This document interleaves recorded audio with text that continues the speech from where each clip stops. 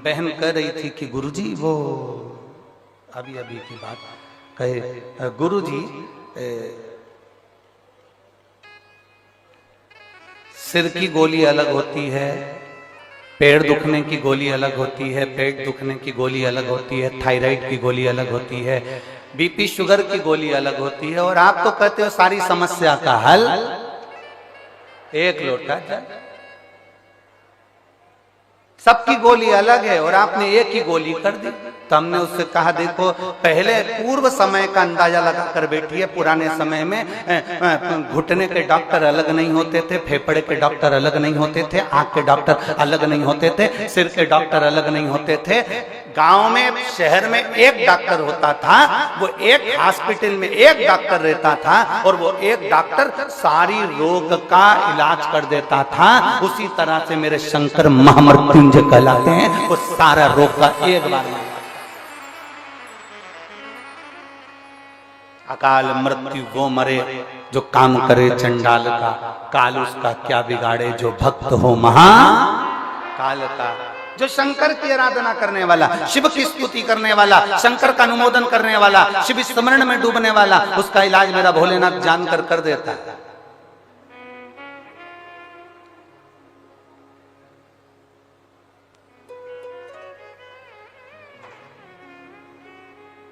सिर की गोली खाते हो, सिर बंद होता है कि नहीं होता? जम के तो बोलो, होता है ना। पेट की गोली खाते हो, पेट बंद होता है कि नहीं होता? जम के बोलो, होता है ना। नेत्र की गोली खाते हो, नेत्र की तकलीफ दूर होती है ना। तो गोली को कैसे मालूम कि सिर में ही फिट होना? उस पे सील ठप्पा देकर तो नहीं भेजा गया कि तू कहीं इधर उधर मत जाना। पेट की गोली है तो पेट पे इफेक्ट करना, सिर की गोली है तो सिर पर ही इफेक्ट करना।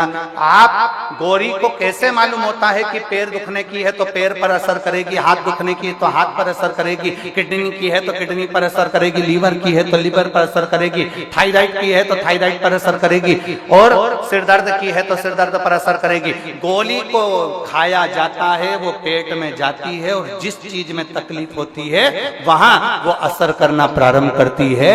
शंकर भगवान पर चढ़ा हुआ जल तुम जब रोज पीते हो, तुम्हारी इंद्रियों में जहां जहां तकलीफ होती है मेरा महादेव वहां स्वयं आकर उसको अच्छा करना प्रारंभ कर देता है, श्रेष्ठ करना प्रारंभ कर देता है। यहां अपन लोग स्तुति गाते हैं, भोला दुख काटो। इस स्तुति में हमने कभी ये नहीं कहा कि बाबा मेरा सिर दुख रहा, कि पांव दुख रहा, कि हाथ दुख रहा। हमने एक ही बात कही, भोला सब दुख काटो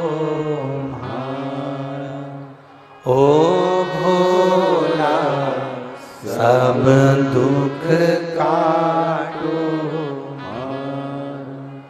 शिव शंकर जपो तेरी माला, भोले बाबा जपो तेरी माला, भोला सब दुख काटो ओ भोला सब दुख काटो।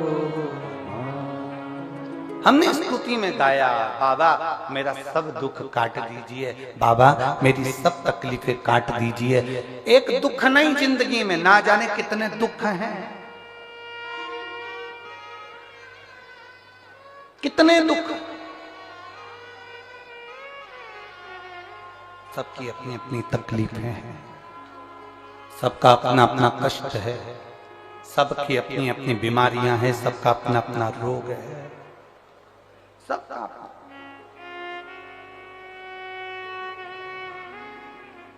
चंद्रदेव को रोग हुआ काया का, काया टपक टपक कर गिरने लगी, चंद्र की आंखों में आंसू भर गया। मेरा काया का रोग कौन मिटाया? कौन? श्राप किसने दिया था? किसने श्राप दिया था चंद्र को? दक्ष प्रजापति, स्वयं के ससुर ने, स्वयं के ससुर ने श्राप दिया।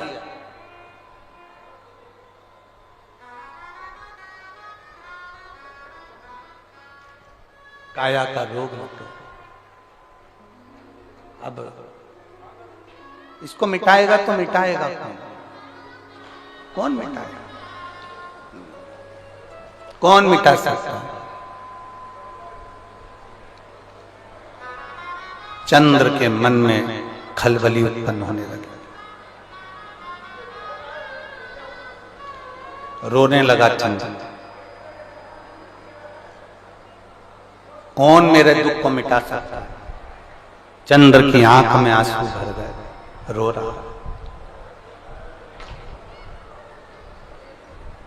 रहा है और बहुत ध्यान देने वाला विषय है। जब चंद्र रो रहा है, चंद्र की आंखों में जल भर गया कि मेरे शरीर में ये रोग पड़ गया। चंद्र भगवान नारायण के पास में जाकर विनय करे कि मेरे शरीर में ये रोग पड़ गया है। चंद्र ब्रह्मा जी के पास जाकर निवेदन करे कि मेरे शरीर में ये रोग पड़ गया है। चंद्र ने कई देवताओं के पास में जाकर निवेदन करा कि मुझे ये रोग पड़ गया है, ये रोग का निवारण कैसे हो सकता है?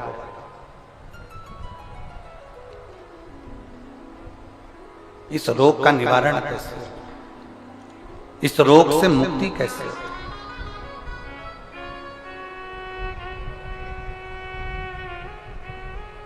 कोई ने कह दिया, चंद्रदेव को कई लोग मिले, चंद्रदेव से कहा तुम ये कर लीजिए, ऐसा करने पर तुम्हें फल की प्राप्ति हो जाएगी। एक शीतल आरती होती है,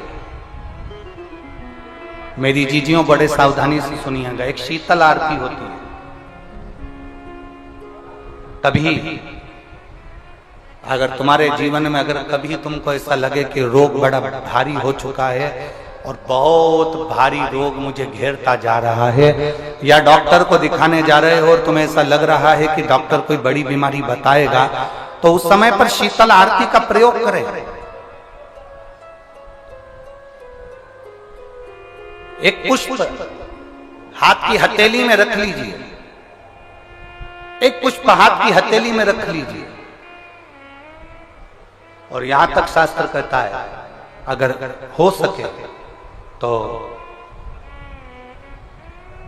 आंकड़े का अगर पुष्प मिल जाए, तुम्हारे यहाँ क्या बोलते हैं उसको, मंदार का फूल, आंकड़े का फूल, अकौए का फूल, जो शंकर भगवान पे चढ़ता है, छोटा सा होता है, घुंघरू जैसा होता है वो, उसको तुम्हारे यहाँ क्या बोलते हैं हरियाणा में? आंख का ही पुष्प बोलते हैं। आंख का पुष्प मिल जाए तो ज्यादा अच्छा है।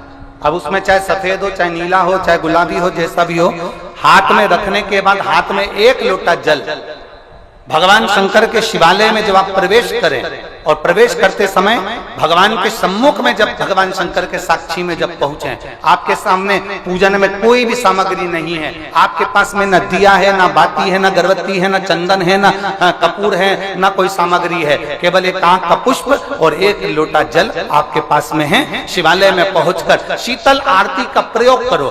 11 बार भगवान शंकर के 11 रुद्रों का स्मरण कर कर जब 11 बार शंकर के शिवलिंग के ऊपर से नीचे तक वो कलश को जब घुमाया जाता है, और घुमाने के बाद वो आंख का जो पुष्प है वो अशोक सुंदरी वाली जगह पर समर्पित कर कर भगवान शंकर को जो जल चढ़ाया जाता है, जो जल समर्पित किया जाता है, डॉक्टर भले तुमसे कह रहा हो कि तुम्हें बड़ी बीमारी के चांस हैं, आप जाकर एक बार चेक कराना, तुम्हें वो बड़ी बीमारी निकलेगी ही नहीं, उस रोग से तुम मुक्त हो। इसको शीतल आरती का प्रयोग किया गया। ये शीतल आरती, इसको शीतल आरती कहा। शिव की प्राप्ति का, एक रोग से मुक्त होने का। अब आपसे कोई कहे कि ये शीतल आरती का प्रयोग सबसे पहले किसने करा, तो आपको ध्यान लगाना है इस प्रयोग को। सोमनाथ जी की कथा का स्मरण करिएगा, सोमेश्वर की कथा का स्मरण करिएगा। आप स्कंद पुराण में, शिव महापुराण में सोमनाथ जी की कथा का स्मरण करिएगा। चंद्रदेव को काया का रोग हो गया, रोग इतना भारी था, चंद्र समझ नहीं पा रहे थे मैं करूं क्या। जब देव ऋषि नारद के पास पहुंच गए, नारद जी ने कहा एक पार्थिव शिवलिंग का निर्माण करो, बालू के शिवलिंग का निर्माण करो और समुद्र का ही जल भगवान शंकर को उनके आनंद से आरती कर कर उनको चढ़ाने का प्रयास करो। और शिव ने ऐसी कृपा कर दी कि चंद्र के पास आकर भगवान शंकर ने कह दिया, चंद्र मैं तुझे वर देता हूं, तेरा काया का रोग समाप्त होगा, ये मेरा वर है क्योंकि तूने मेरे शीतल आरती का प्रयोग किया।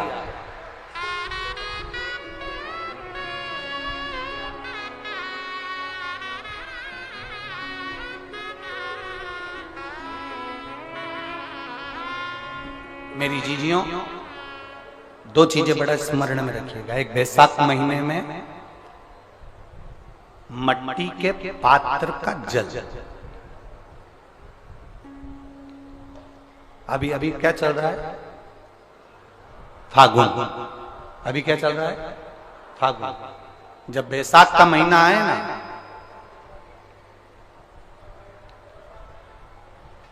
जितने यहां बैठे और जितने आस्था चैनल पर सुन रहे हो, जितने फेसबुक यूट्यूब पर कथा श्रवण कर रहे हैं, जितने मोबाइलों पर देख रहे हैं, प्रयास करना, बैसाख के महीने में मिट्टी के पात्र में जो रात्रि भर जल रखा हो, मिट्टी के पात्र में, अगर आपके पास में घड़ा हो, हंडा हो, नी हो, तो दिया हो, दीपक हो, कुल्लड़ हो, कोई भी तुम्हारे पास में जो मिट्टी का पात्र, उसमें जल भरना।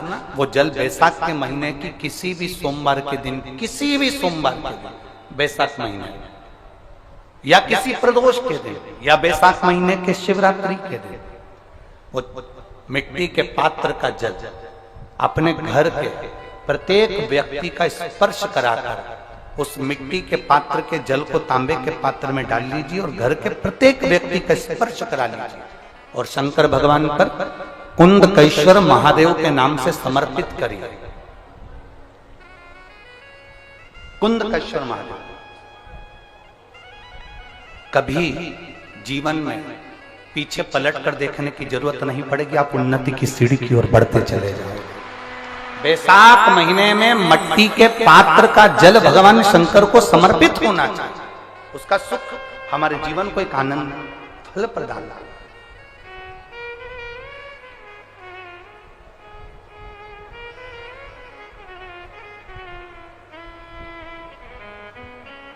जिसे कहते हैं ना, कोई अच्छा मिले ना मिले, धन मिलने से कोई भाग्यशाली नहीं होता, सत्ता मिलने से कोई भाग्यशाली नहीं होता, वैभव मिलने से कोई भाग्यशाली नहीं होता। महाराज,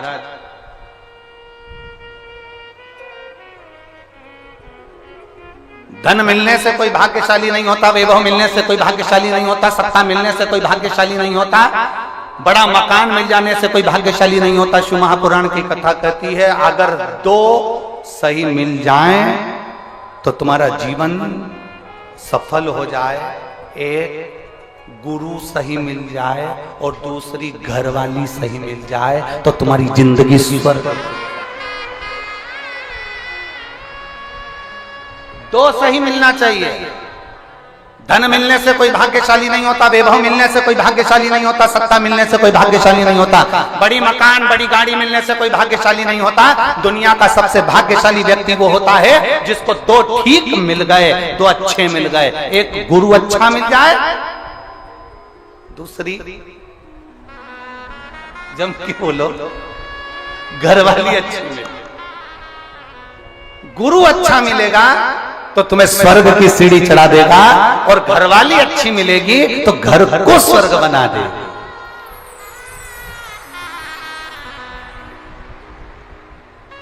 और इसमें से भी गुरु भले पीछे रह जा, पर जगदम्बा घरवाली भगवान से प्रार्थना करना ऐसी मिले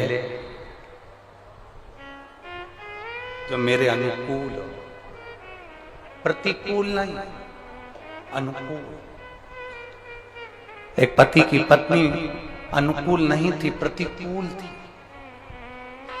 पति उससे कहता था आलू की सब्जी बना ले, वो बैंगन की बनाती थी।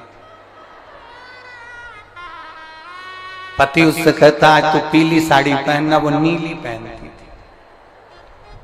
पति उससे कहता कि देख चाय बनाना, तो वो कॉफी बनाती थी। इतनी प्रतिकूल अनुकूल थी नहीं, बिल्कुल उल्टा चलती थी, बिल्कुल उल्टा।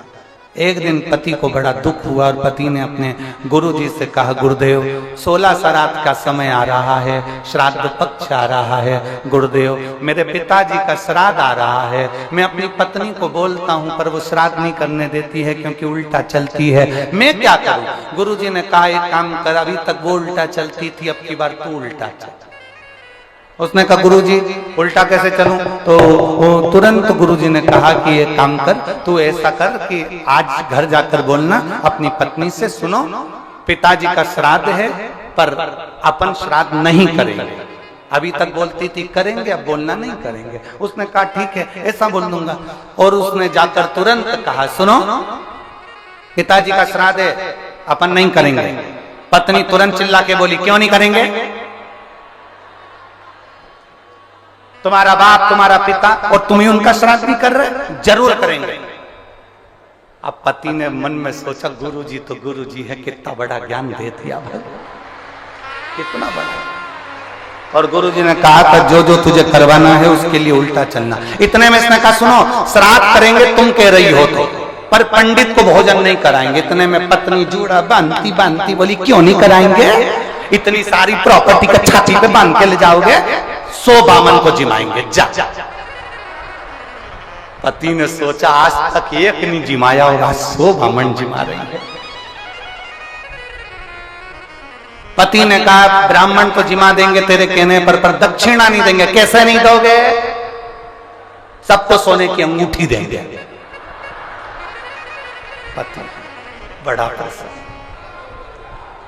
अब पंडित जी आ गए, श्राद्ध करने लगे, पिंडदान बनाया, पिंड करवाया।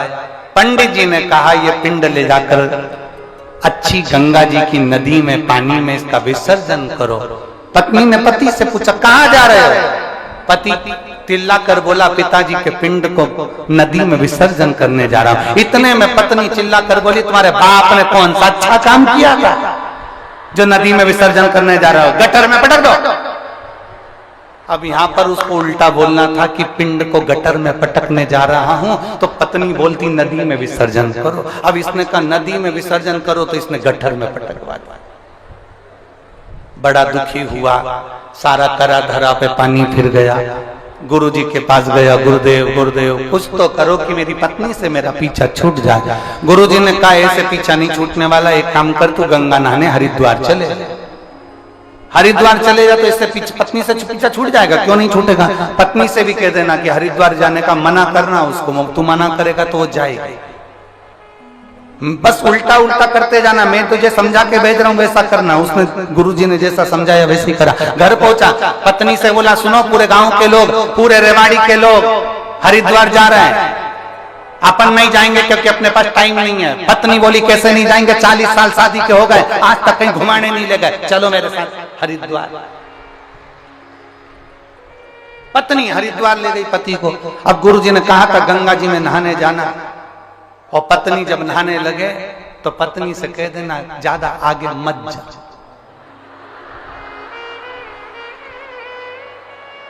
बस इतना ध्यान रखना। और पत्नी जैसी गंगा जी में उतरी और पति ने चिल्ला कर कहा आगे मत जाना। पत्नी बोली जाऊंगी जा। और जो आगे गई और पानी में बह गई। इसने जेब में से नारियल निकाला, गंगा मैया ले जा, गंगा मैया ले जा, गंगा मैया ले जा। इतने में गुरुजी भी समझदार थे। गुरुजी को मालूम है कि पत्नी बहुत तेज है, गंगा जी में चेन पड़ी रहती है, चेन को पकड़ लेगी। और पत्नी ने चेन पकड़ ली। अब इसने नारियल वापिस जेब में रख लिया, ये तो बच गई। पर गुरुजी की वचन याद आ गए, जब चेन पकड़ ले तो चिल्लाकर कहना जम के पकड़। अब इसने चेन पकड़ी, पति ने कहा अच्छे से पकड़ना, जम के पकड़ना। पत्नी बोली नहीं पकड़ना जा।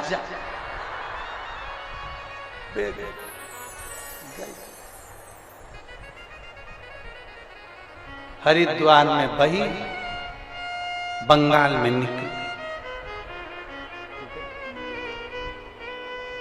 कहीं कहीं की ऐसा हो उल्टी चलती है। तो यहाँ शास्त्र कह रहा है कि बहुत सारा धन होने से कोई भाग्यशाली नहीं होता, बहुत सारी सत्ता होने से कोई भाग्यशाली नहीं होता, बहुत सारा वैभव होने से कोई भाग्यशाली नहीं होता। शिव महापुराण की कथा कहती है गुरु और एक घर वाली अगर अच्छी मिल जाए तो समझ लो गुरु तुम्हें स्वर्ग की सीढ़ी चढ़ा देता है और घर वाली घर को स्वर्ग बना देती है। ऐसा प्रभु की प्रीत बड़ी।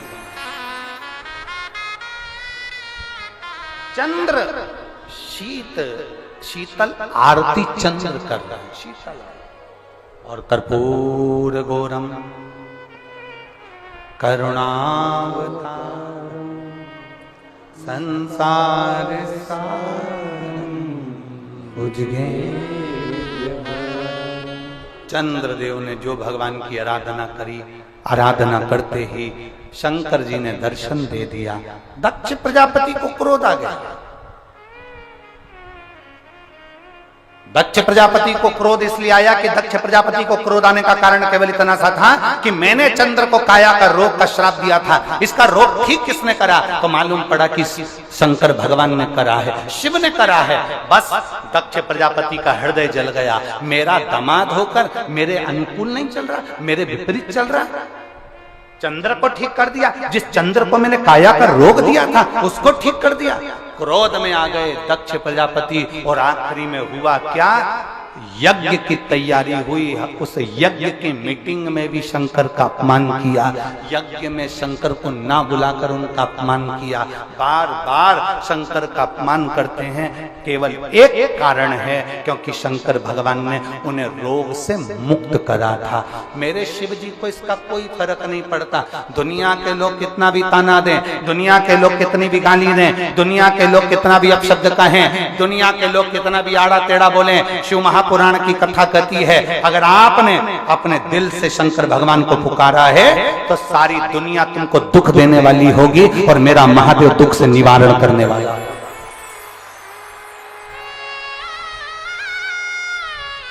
मेरा महादेव दुख से निवारण करने वाला।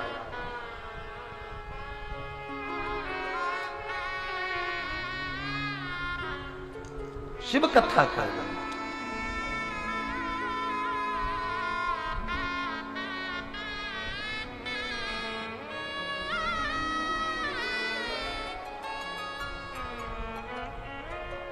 और सुन भोले त्रिपुरारी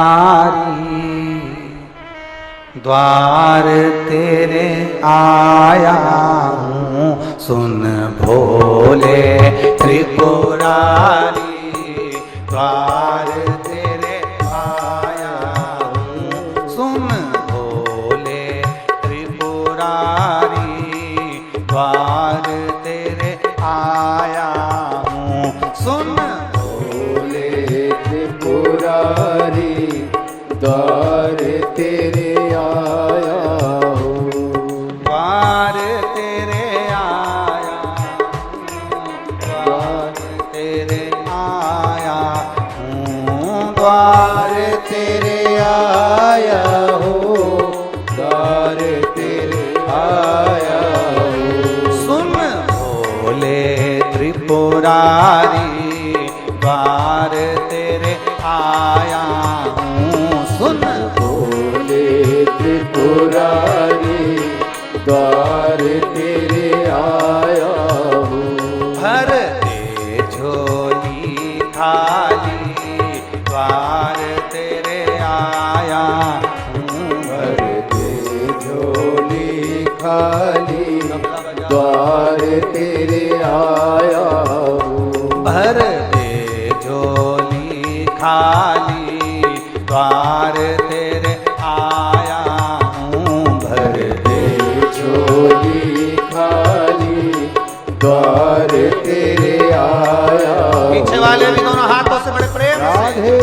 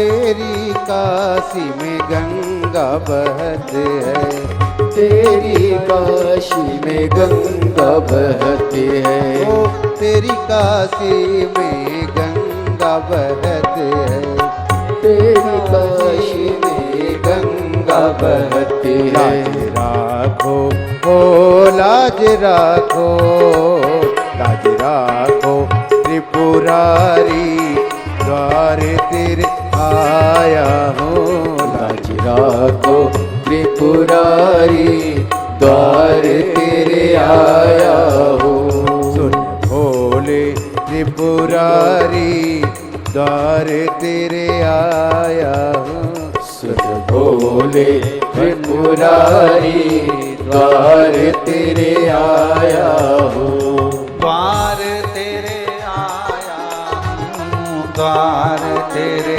आया हूँ, द्वार तेरे आया हूँ, द्वार तेरे आया हूँ। सुन भोले त्रिपुरारी, द्वार तेरे आया हूँ। सुन भोले त्रिपुरारी, द्वार तेरे आया हूँ।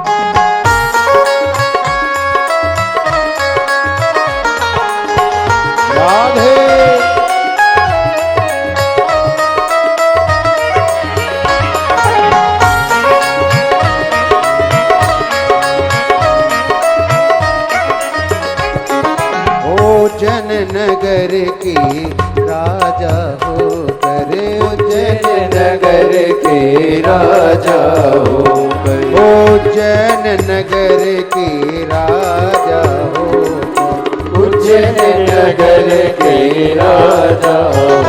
लाज राखो ओ लाज राखो, लाज राखो त्रिपुरारी, द्वार तेरे आया हो। त्रिपुरारी, द्वार तेरे आया हो। ओ द्वार तिहारे आया हूँ, शरण तिहारे आया हूँ, ओ द्वार तिहारे आया हूँ, शरण तिहारे आया हूँ। भोले भंडारी, द्वार तेरे आया हूँ। भोले भंडारी, द्वार तेरे आया हो।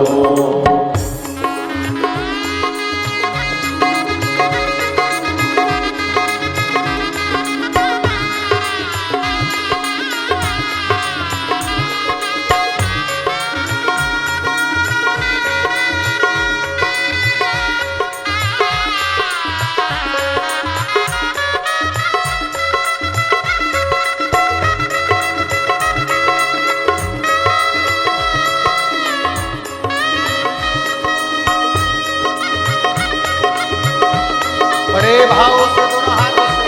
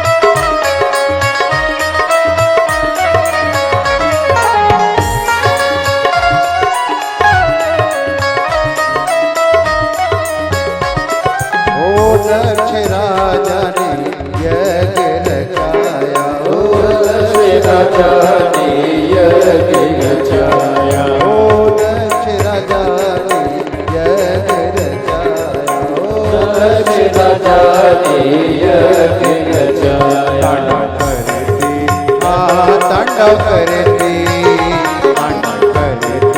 त्रिपुरारी द्वार तेरे आया हो तांडव करते त्रिपुरारी द्वार तेरे आया हो सुन भोले त्रिपुरारी द्वार तेरे आया सुन भोले त्रिपुरारी द्वार तेरे आया ओ द्वार तेरे आया प्रभु द्वार तेरे आया द्वार तेरे आया द्वार तेरे आया ओ द्वार तेरे आया प्रभु द्वार तेरे आया द्वार तेरे आया द्वार तेरे आया सुन भोले सुन भोले भोले सुन भोले सुन भोले त्रिपुरारी द्वार तेरे आया सुन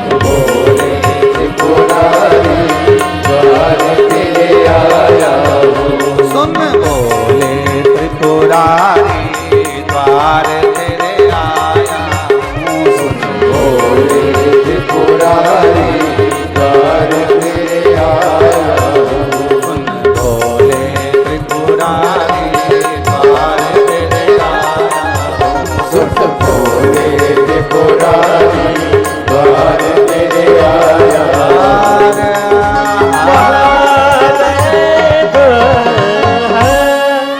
अपने स्थान पर बैठकर भगवान शिव जी से अपने मन की बात बड़े भाव के साथ दिल से हृदय से भाव से जहाँ जगह मिले वहाँ बैठकर भगवान शिव से अपने मन की बात बड़े भाव के साथ कहिए।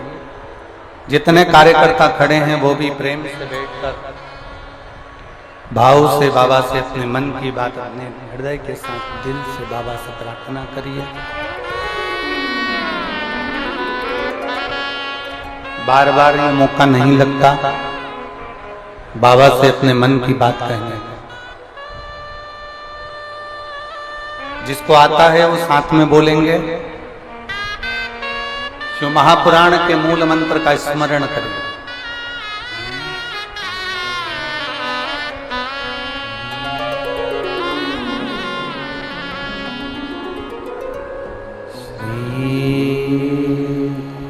शिवाय नमस्तुभ्यं श्री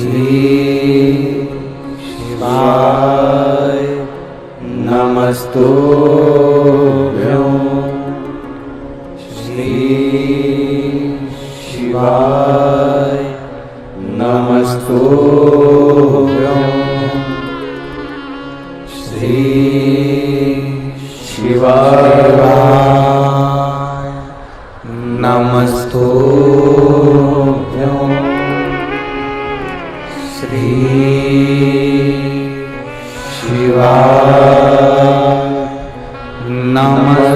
नमस्तुभ्यं भोला सब दुख काटो मारा ओ भोला सब दुख काटो मारा शिव शंकर जपो तेरी माला भोले बाबा जपो तेरी माला भोला सब दुख काटो मारा ओ भोला सब दुख काटो मारा वेश है मंगल मंगलकारी वेश है मंगल मंगलकारी शमशान वासी हमारा शमशान वासी हमारा ओ भोला, सब दुख काटो हमारा ओ भोला, सब दुख काटो हमारा। शिव कथा कर रही है, भगवान शंकर का संवाद कर रहा है। शिव महापुराण की कथा वर्णन करती है चंद्र के रोग को शिव समाप्त कर देते हैं।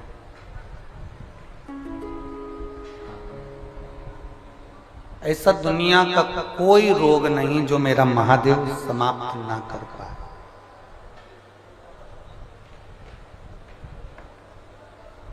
एक चीज आपके अंदर होना चाहिए, विश्वास।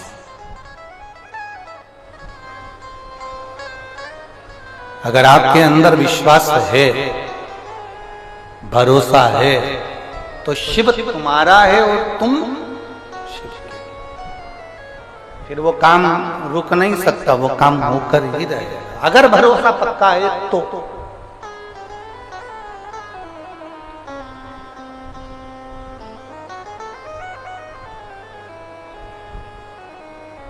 सुनील जी ने ये कथा, कोई आज की बुकिंग नहीं है सुनील जी, आपकी कथा कई साल पहले बुक हो चुकी थी, कई साल पहले। रेवाड़ी वालों को तो बाद में मालूम पड़ा होगा कि सुनील जी कथा करा रहे हैं, तो ये तो आप लोगों को बाद में मालूम पड़ा होगा, पर ये कथा बहुत साल पहले बुक हो गई थी।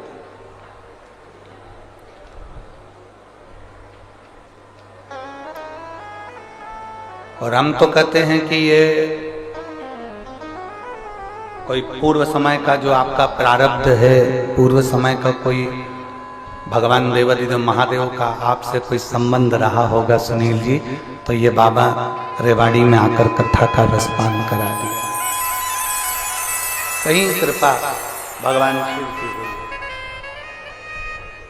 और भगवान शंकर परीक्षा बहुत लेता है, बीच में जनरेटर बंद करवा देता है। बाबा है वो, कथा चालू होते होते भी बहुत बहुत समस्याएं सामने आकर खड़ी होती है, पर आप मुस्कुराकर श्री शिवाय नमस्तुभ्यम बोलकर अपने कार्य के लिए जब आगे बढ़ोगे तो समस्या समाप्त होती चली जाती है और बाबा की कृपा बरसती चली जाती है।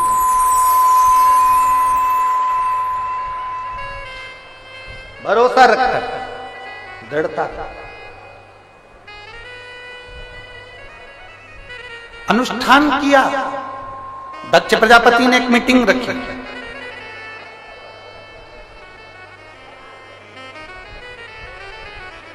शंकर भगवान भी बैठे थे उस मीटिंग में, उस सभा में शिवजी विराजमान थे। दक्ष प्रजापति उस सभा में आया तो उसको प्रणाम नहीं करा भोलेनाथ जी ने, नहीं देख पाए। होता है कभी कभी, ऐसा नहीं है कि देख पाए।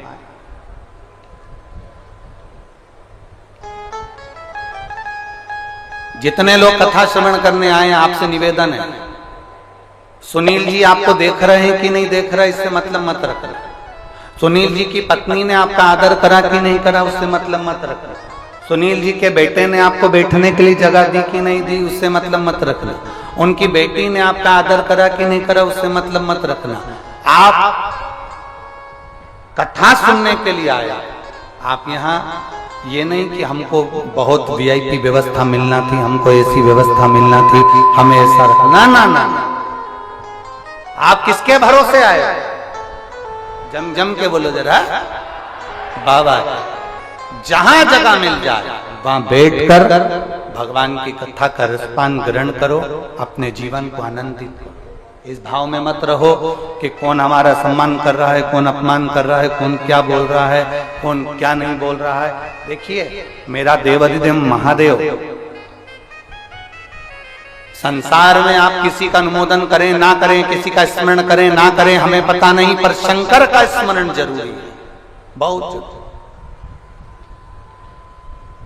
अपनी जिंदगी में चार का होना जरूरी है। एक माता, दूसरा पिता, तीसरा गुरु और चौथा देव अधिदेव महादेव। इनका होना जरूरी है। ये ब्रेक का काम करते हैं।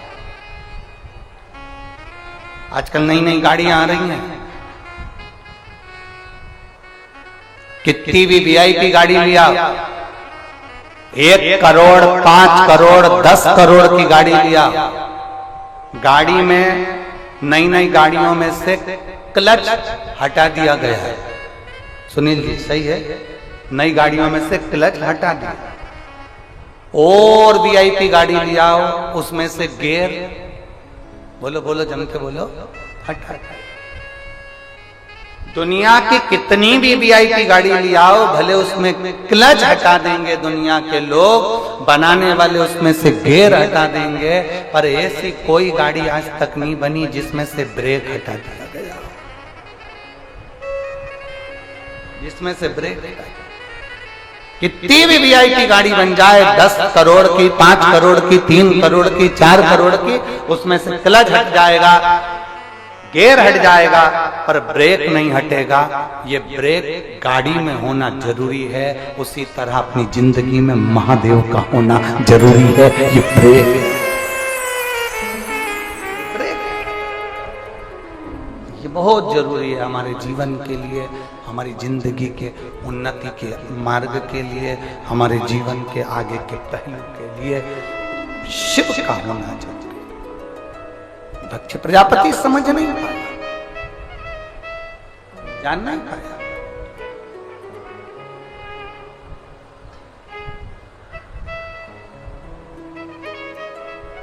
पूरे रेवाड़ी में हाहाकार मचा हुआ था कल। किस बात का? पूरी रोडें जाम हो गई। अरे बोलो तो सही है कि गलत है? पूरे अखबारों में, सोशल मीडिया में सब दूर यही चल रहा था, रेवाड़ी की सारी रोडें जाम हो गई, मार्ग पूरा जाम हो गया, पूरा मार्ग जाम हो गया। लोग कह रहे थे हम जाम में फंस गए। हम उनसे निवेदन करेंगे, ये शंकर की कथा का जाम है, जो इसमें एक बार फंस जाता है बाकी की दुनिया के जाम में नहीं फंस पाता है, क्लियर निकलता चले जाता है। क्लियर। एक बार फंसे हो ना, एक बार अंदर आ गए हो ना, एक बार तुम्हें तकलीफ हो गई ना, 5 दिन तुम जो यहाँ फंसे हुए हो, चिंता मत करना, बाकी की उलझन में नहीं फंसोगे, बाकी की उलझन में क्लीन रहोगे एकदम।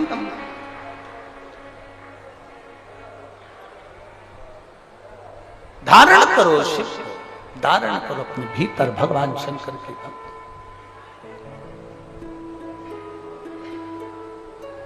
और जितना उसको धारण कर सकते हो उतना, अपने जीवन को जितना सार्थक बना सकते हो उतना बनाए, उतना। शिव कथा कर रही है, भगवान देवाधिदेव महादेव का संवाद कर रहा है, शिव महापुराण की कथा कर रहा है। दक्ष प्रजापति, शंकर भगवान जब उठकर प्रणाम नहीं करे, नमन नहीं करे, झुके नहीं, प्रणाम नहीं किया, क्रोध आ गया। क्रोध, इतना क्रोध आया, इतना क्रोध आया कि दक्ष प्रजापति ने श्राप दे दिया भगवान देवाधिदेव महादेव को। तो मेरा दामाद होकर, मेरा जमाई होकर तुमने मुझे प्रणाम नहीं करा, मैं तुम्हें श्राप देता हूं। सुनो दक्ष प्रजापति कहते हैं, सुन शंकर, सुनो देवाधिदेव महादेव, सुनो शिव, तुम मेरे दामाद होकर तुमने मेरा सम्मान नहीं करा, मेरा आदर नहीं करा, मैं तुझे श्राप देता हूं कि तुम शमशान में निवास करो। शंकर भगवान को कोई टेंशन नहीं था। पार्वती जी को भले थोड़ी चिंता थी कि अपन शादी के बाद कहां रहेंगे। पार्वती जी ने शिव जी से ये पूछा था, अपन शादी के बाद कहां रहेंगे। कई लड़की लड़के से पूछ लेती है, अपन शादी के बाद कहां रहेंगे। लड़का लड़की आपस में बोल देते हैं, तू मेरे दिल में रहना, तू मेरे दिल में रहना। हमने अभी कथा में कहा था, प्रेम इसको नहीं कहते कि तुमने हाथ पे नाम लिखा लिया, छाती पे नाम लिखा लिया, भुजा पर नाम लिखा लिया। इतनी लंबी चाहत है तो प्रॉपर्टी पे नाम लिखा के बता दो। इसको प्रेम नहीं करते, ये दिखावा है, केवल दिखावा। और मेरी जीजियों आपसे निवेदन है, शंकर के मंदिर में, शिवालय में, शंकर की चौखट पर, भगवान शंकर के मंदिर में दिखावे का काम नहीं होना चाहिए। बस दिल से जाना, दिल से पुकारना, दिल से कहना, दिल से सुनाना और दिल से सुनना। मेरा महादेव तुम्हारे ऊपर कृपा बरसाना करा रहे। दिखावा नहीं, मेरे शंकर भगवान को दिखावे से कोई मतलब नहीं, कोई मतलब। बोल बम का नारा है सारी समस्या का हल। मेरे शंकर भगवान को दिखावे से मतलब नहीं, मेरे शिव जी को केवल तुम्हारे निर्मल मन से, तुम्हारे चित्त से, तुम्हारी वृत्ति से, तुम्हारे हृदय से। पार्वती जी ने जरूर महादेव से कहा था, शंकर भगवान से पार्वती जी विवाह करने से पहले बोली थी, अपन कहां रहेंगे? तुम होते तो कह देते दिल में। महादेव ने कहा नहीं, मुझे श्राप लगा है, मुझे श्राप है, अपन रहेंगे शमशान में। पार्वती जी बोली शमशान में? वहां अपन से मिलने कौन आएगा? वहां अपने पास में कौन आएगा? शंकर भगवान बोले कोई नहीं आएगा, ऐसे नहीं आएगा तो लोग उसे बांध कर लाएंगे। तो चिंता मत कर, कोई ऐसे नहीं आएगा, उसको बांध कर लाया जाएगा और आखिरी में अपने पास छोड़कर जाएगा, फिर वो वापिस नहीं जाएगा, अपना हो जाएगा। अपना कौन है?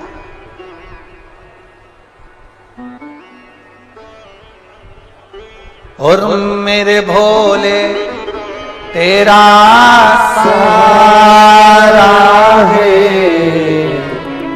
मेरे भोले तेरा सहारा है, मेरी नैया का तू किनारा है, मेरी नैया का तू किनारा है।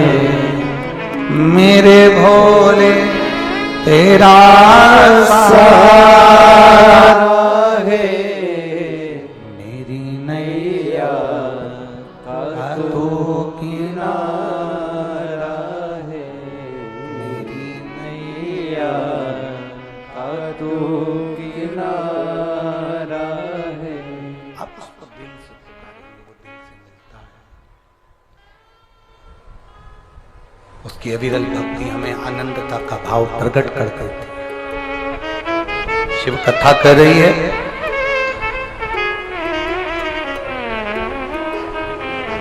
सती अपने प्राणों को, वही सती मैया, वही सती माता जान नहीं पाई थी महादेव, पहचान नहीं पाई थी। सबसे बड़ा है कथा के अंदर एक प्रसंग सबसे भारी है। माता पार्वती जी ने 51 जन्म लिए हैं, पर 51 जन्म माता पार्वती ले लेकर थक गईं और शंकर जी को पहचान नहीं पाई। 51 जन्म। अब जरा विचार करिएगा, पार्वती जी 51 जन्म लेने पर भगवान शंकर को नहीं पहचान पाई, तो आप और हम कैसे पहचान सकते, कैसे जान सकते?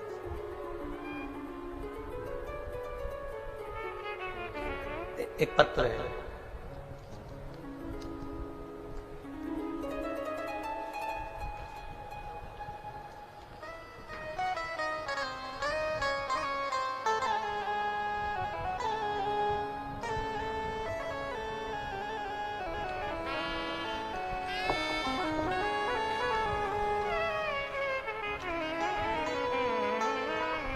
मेरा नाम मनीषा बेदी, रहने वाली मैं रेवाड़ी हंस नगर की।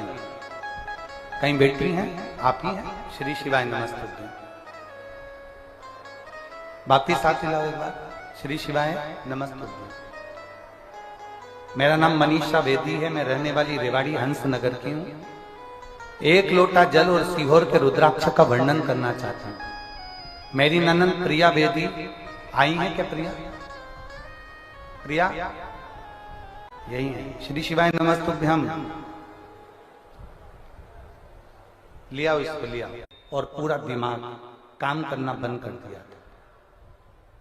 तब से उसका मानसिक संतुलन भी नहीं था और शारीरिक संतुलन भी नहीं था। शरीर से भी इतना काम नहीं बनता और माइंड उसका बिल्कुल काम नहीं करता।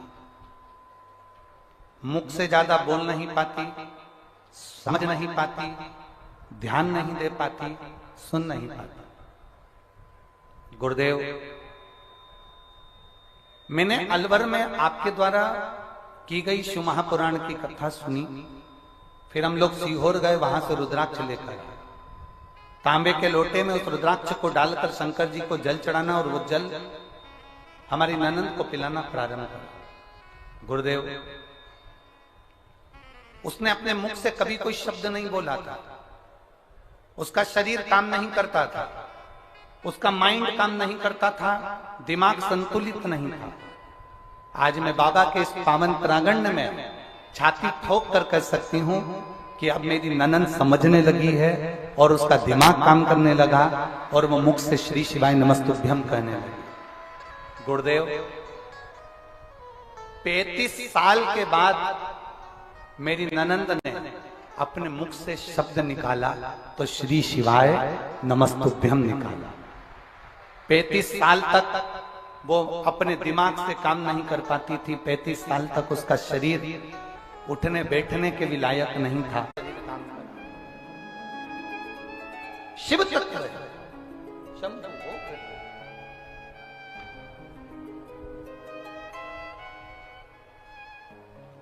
दिल से मांगा है।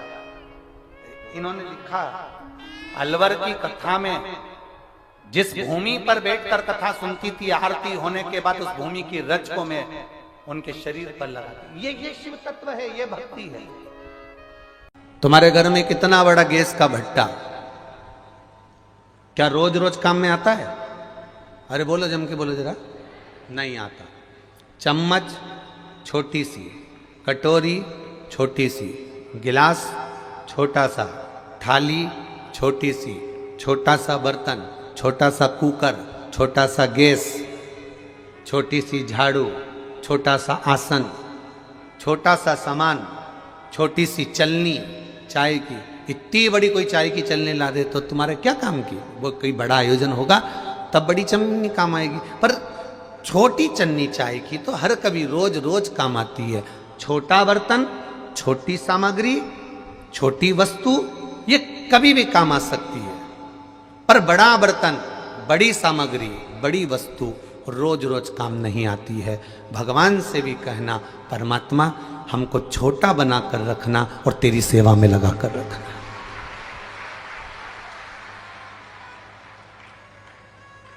हमें छोटा बनाकर रखना और तेरी सेवा में लगा कर रखना, तेरी सेवा से दूर मत करना। ज्यादा बड़ा बना दोगे, ज्यादा बड़े हो जाएंगे तो फिर वो बड़ा बर्तन, बड़ा भगोना, बड़ी परात कभी कभी काम आती है। जब कहीं कुबेरेश्वर धाम पर कथा हो तो बड़ा बर्तन निकल कर बाहर आता है, छोटा बर्तन नहीं है। मंदिर बनाने में करोड़ों रुपए लग जाते हैं, मंदिर बनाने में लाखों रुपए लग जाते हैं। मंदिर बनाने में करोड़ों लाखों रुपए लोग लगा देते हैं, मंदिर की शोभा बढ़ा देते हैं, मंदिर सुंदर बन जाता है। पर मंदिर की सबसे ज्यादा सुंदरता उस पूरे बने हुए मंदिर की रौनकता केवल एक ही चीज पे टिकी रहती है। मंदिर के शिखर पर जो गुम्मज चढ़ी होती है, पीतल का कलश चढ़ा होता है, सबसे ज्यादा मंदिर की रौनक उसी पर टिकी होती है। करोड़ों का बना दिया। अब मंदिर इतना विशाल है और उसमें शिखर जो छोटा सा लगा हुआ है, उस शिखर से मंदिर की रौनक है, उस शिखर से मंदिर की रंगत है। पूरे मंदिर का भी छोटा सा अंश है वो शिखर, छोटा सा अंश।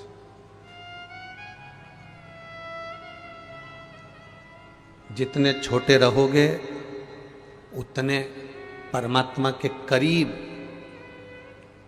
जितने छोटे रहोगे, बर्तन जो छोटा रहता है वो रसोई घर में पड़ा रहता है।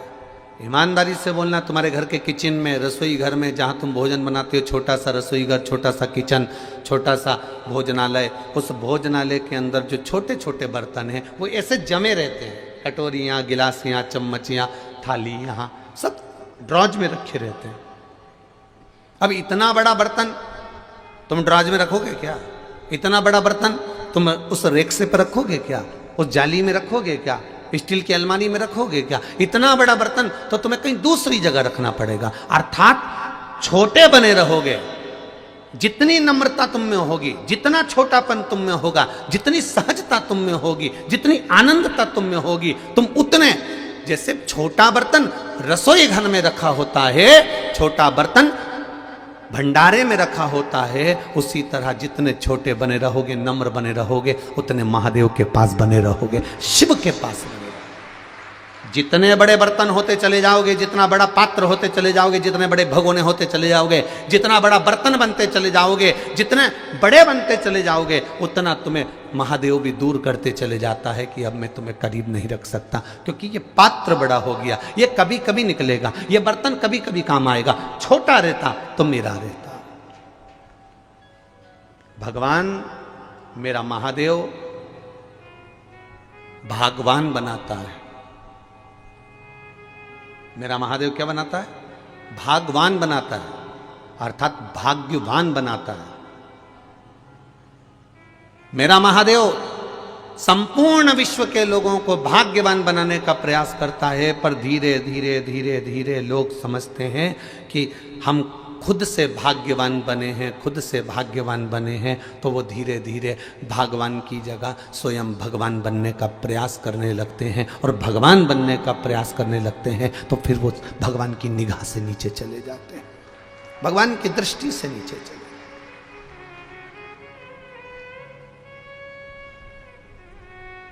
आप करो भजन, आप करो स्मरण, आप भगवान की भक्ति को जितना धारण कर सकते हो करो। ये कुबेरेश्वर धाम की पावन कथा कर रही, अपने निर्मल मन को भगवान के चरणों में छोड़ने का प्रयास करो। हम तुमसे ये कभी नहीं कहते कि तुम 24 घंटा जाकर मंदिर में बैठ जाओ, या 24 घंटा जाकर कथा में बैठ जाओ, या 24 घंटा जाकर तीर्थ में बैठ जाओ। ना ना ना ना,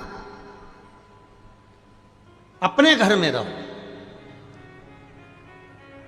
हम तो कई बार कथाओं में कहते हैं कि छोटे छोटे बच्चे अगर तुम्हारी गोदी में हैं तो उनको लेकर कथा में मत पहुंचो।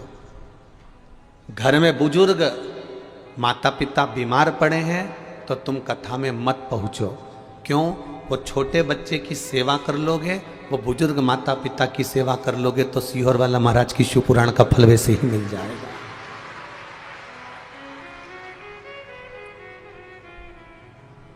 बच्चे कष्ट में हो या घर के बुजुर्ग कष्ट में हो और आप बैठकर कथा का रस तत्व ग्रहण करो, ये हमको अच्छा नहीं लगता।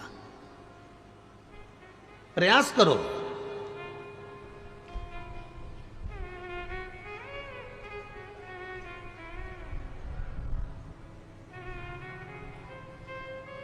उससे विनती करते रहो, तेरी कृपा चाहिए, पर बड़े बनकर कृपा नहीं। एक बड़ा बेटा होता है, एक छोटा बेटा होता है। बड़ा बेटा थाली लेता है, एक जगह बैठकर भोजन करते रहता है। छोटा बेटा का काम क्या होता है? माँ उसको रोटी में घी लगाती है, नमक मिर्ची लगाती है, फिंगर बनाती है, उसके हाथ में पकड़ा देती है, बच्चा खाता रहता है। माँ का पल्लू पकड़कर माँ के पीछे पीछे जाता रहता है। माँ इधर जाए वो खाता खाता उधर चले जाए, माँ उधर जाए वो खाता खाता उधर चले जाए, माँ उधर जाए वो खाता खाता उधर चले जाए। एक बड़ा बेटा है जो एक जगह बैठकर खा रहा है, एक छोटा बेटा है जो माँ के पीछे पीछे दौड़ दौड़ कर खा रहा है। भगवान से कहना हमें इतना बड़ा मत बनाना कि हम एक जगह बैठकर तेरा भजन कर सकें, हमें छोटे बच्चे की तरह बनाना, चलते फिरते तेरा भजन करें और अंत में तर जाए। इतना छोटा बनाना। छोटा बच्चा चलते चलते भोजन कर रहा है और माँ के पीछे चल रहा है, उसी तरह हमको इतना छोटा बनाकर रखना कि चलते फिरते तेरा नाम भजें। हम कोई तपस्वी नहीं बनना चाहते, हम साधक नहीं बनना चाहते, हम संत नहीं बनना चाहते, हम साधु नहीं बनना चाहते। हम तो अपने घर में रहना चाहते हैं, अपनी गृहस्थी में रहना चाहते हैं, अपने परिवार में रहना चाहते हैं, पर छोटे बनकर रहेंगे तो सुखी रहेंगे, सुखी।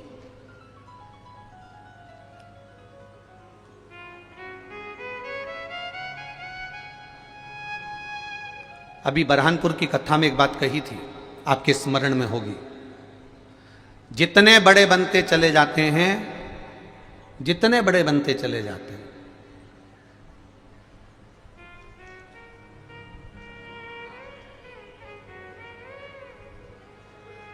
उसकी दो चीजें उसके पास से चली जाती है। हम जितने बड़े बनते चले जाएंगे उसकी दो चीजें उसके पास से चली जाएंगी। क्या क्या? एक उसके चेहरे की स्माइल और एक उसके थाली में मलाई।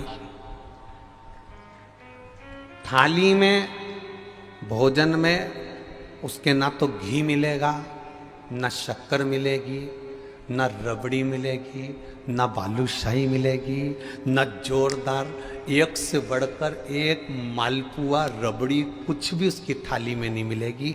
जितना बड़ा बनता चले जाता है उतनी उसकी स्माइल कम हो जाती है, हंसी कम हो जाती है और थाली में भोजन की मात्रा कम होती चली जाती है। तो ऐसा बड़प्पन किस काम का? ऐसा बड़प्पन किस काम का कि तुम चार लोगों में खुलकर हंस भी नहीं सकते?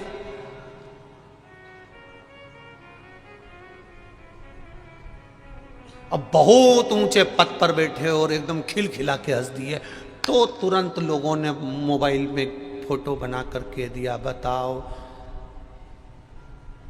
कैसे घोड़े जैसे हंस रहा है। फिर कहेंगे ये इतनी बड़ी जगह बैठ कर ऐसा हंसे। अब बहुत सावधानी रखना पड़ती है, इसलिए जो बड़े बड़े लोग होते हैं वीआईपी, उनको तुम ज़्यादा हंसते हुए नहीं देख सकते। उनको हंसना भी होता है तो बेचारे ऐसे हंसते हैं, थोड़ा सा मुंडा हिलाएंगे, ज़्यादा हिलाएंगे तो ये बेचारे यूं चले जाएंगे। ज़्यादा बड़े बने तो दो चीज चली गई, हंसी चली गई और एक थाली में से भोजन कम हो गया। जो छोटा है घी की रोटी खा रहा है, चकाचक खा रहा है, ये कमाने के चक्कर में इतना अग्रणी रहा कि घी की रोटी खा नहीं सकता क्योंकि ब्लड प्रेशर है और मिठाई खा नहीं सकता क्योंकि शुगर है। बड़ा तोल मोल कर खाता है, बड़ा गया, दोनों चीज गई। बड़ा एक निवेदन आपसे, इतने बड़े ना बनिएगा, छोटे बनकर चलिए, छोटे बनकर उसका सुख आपके जीवन को आनंदित देगा। इसीलिए आपको कथा में पहले भी कहा, बरहानपुर की कथा में कहा, परभणी की कथा में कहा, मालेगांव की कथा में कहा कि आपके पास में छोटा बच्चा है, छोटे बच्चे हैं, छोटे छोटे बच्चे हैं, या घर में बुजुर्ग माता पिता हैं, या वो बीमार माता पिता हैं, तो ये व्यासपीठ हमेशा कहती आई है पहले उस बच्चे की परवरिश करो, पहले उस माता पिता की सेवा करो, तुम्हें कथा सुनने की जरूरत नहीं पड़ेगी, भोलेनाथ तुम्हारे पास पहुंच जाएगा। ये व्यासपीठ पहले भी कहती आई, आज फिर कह रही है, करो सेवा। सेवा में जो सुख है वो दुनिया में कहीं सुख नहीं होगा। सेवा में जो आनंद है वो दुनिया में कहीं नहीं होगा।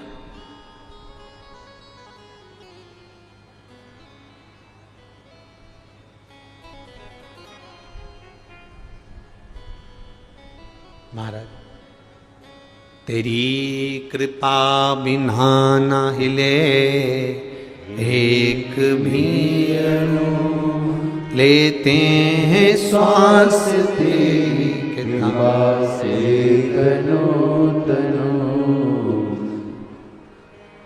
हे गंगधार मुक्ति द्वार ओमकार तू, भोले ओमकार तू।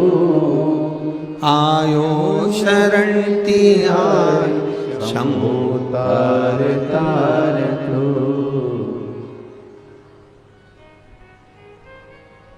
जितने हम बड़े बनते चले जाते हैं उतने हम संस्कारों से विहीन होते चले जाते हैं।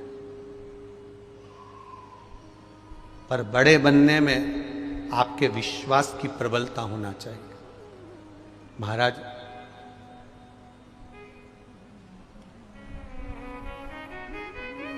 जैसे जैसे बड़प्पन मुझे बहुत अच्छा लगा। अभी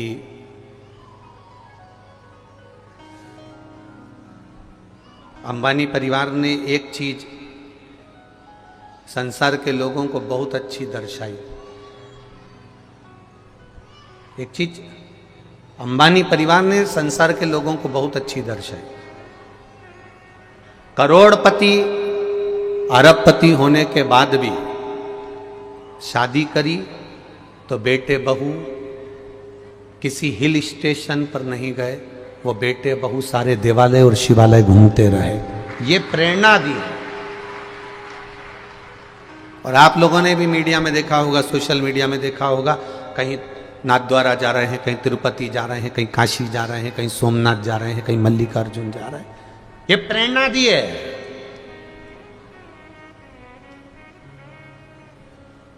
जब व्यक्ति बड़ा होता है तो कपड़ा छोटा होता है और कर्म नीचा होता है। ध्यान रखना। जब व्यक्ति बहुत ओहदे पर पहुंच जाता है, जब व्यक्ति बहुत पैसे वाला हो जाता है, धनपति बनता चले जाता है, करोड़पति बनता चले जाता है, जिसके पास में वैभव आने लगता है, उसका धीरे धीरे कपड़ा छोटा होने लगता है। पहले फुल पैंट पहनता था, पैसा ज्यादा आ गया, हाफ पैंट पे आ गया। और पैसा, जितना जितना पैसा बढ़ेगा उतनी उतनी पैंट छोटी होती चली जाएगी। जितना जितना पैसा बढ़ते चले जाएगा उतना उतना कपड़ा छोटा होते चले जाएगा। और कपड़ा छोटा होगा और कर्म नीचा होते चले जाएगा।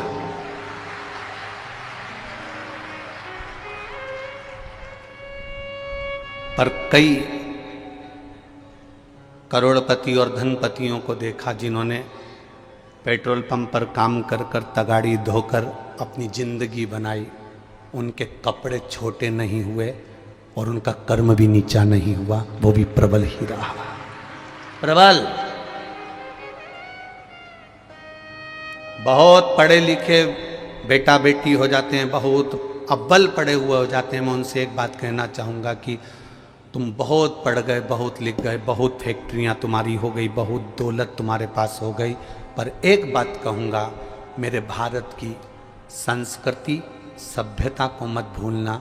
सिर पे पल्लू, माथे पर बिंदी और मुख से हिंदी निकलती रहना चाहिए। ये सभ्यता और संस्कृति समाप्त नहीं होना चाहिए। तुम्हारा वैभव कितने दिन का है, सत्ता कितने दिन की है, धन बढ़े, कपड़ा छोटा मत होने देना। मेरे पिताजी ये हैं, मेरे पिताजी वो हैं, और बेटियां बेटे कपड़ा छोटा पहनना चालू कर दिए। छोटा होते होते होते होते आज धन के चक्कर में कपड़ा इतना छोटा हो गया कि सोचने वाले को भी पड़ता है कि इतना धनपति होने के बाद तो अच्छी कपड़े पहना सकता था, पर कपड़े वो पहनाने को तैयार है पर पहनने को तैयार नहीं, क्योंकि धन वैभव शरीर पे से कपड़े कम करते चले जाता है। वैभव, सत्ता, धन। मेरे भारत की पहचान, मेरी भारत की संस्कृति की पहचान, मेरे भारत की सभ्यता की पहचान आज भी मीराबाई का कोई चित्र देखना, कर्माबाई का कोई चित्र देखना, मुक्ताबाई का कोई चित्र देखना, माँ शारदा का कोई चित्र देखना, आज भी जितनी संत सन्यासन साध्वी साधु तपस्वी जो पूर्व में हुई हैं, मुक्ताई वगैरह जो भी हैं, इनका दर्शन यदि करोगे तो इनका सिर पे पल्लू नीचे नहीं मिलेगा, इनके सिर पे पल्लू ढका हुआ मिलेगा। ये प्रेरणा देते हैं कि तुम कैसे भी आगे बढ़ो पर मस्तक से पल्लू नहीं हटना चाहिए।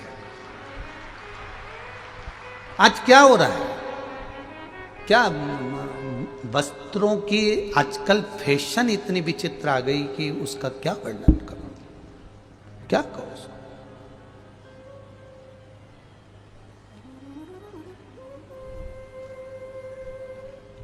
बहुत सोचिएगा।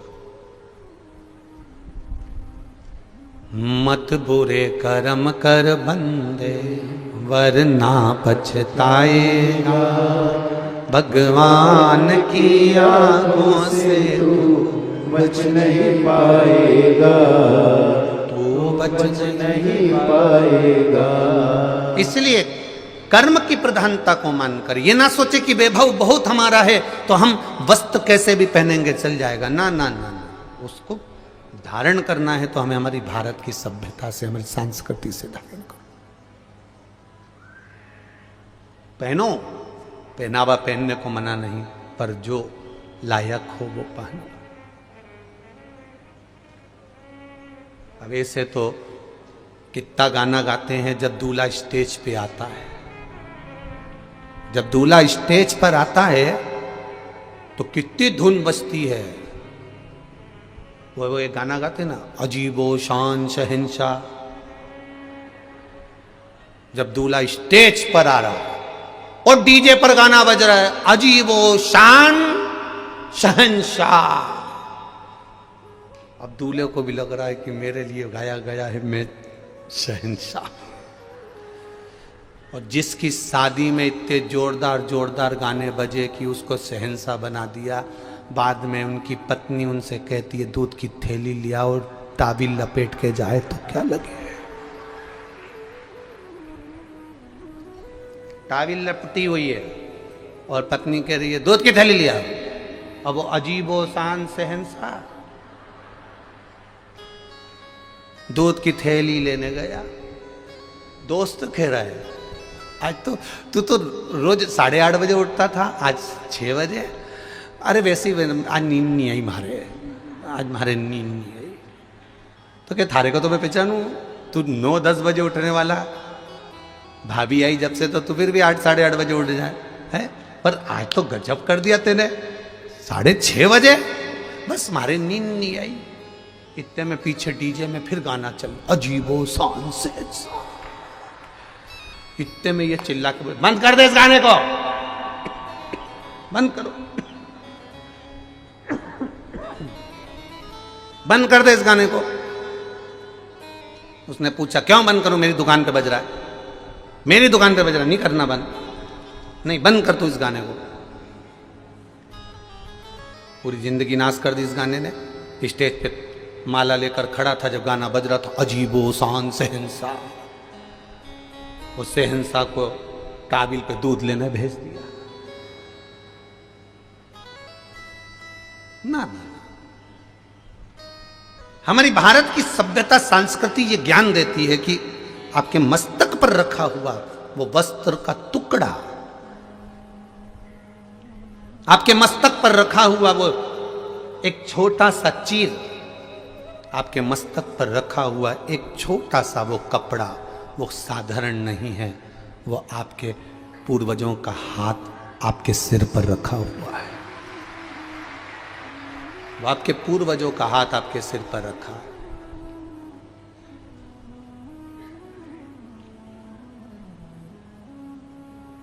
जो दिखावा करता है वो ही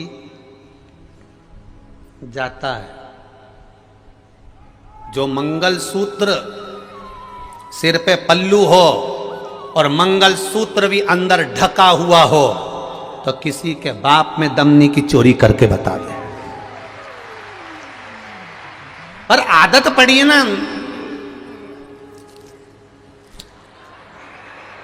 अब आदत पड़ी तो दिखना तो चाहिए, तो बस दिखावे में पड़ा नहीं तो हो गया। जितना जितना दिखावे में पड़ोगे ना उतना उतना उतना उतना चले जाओ।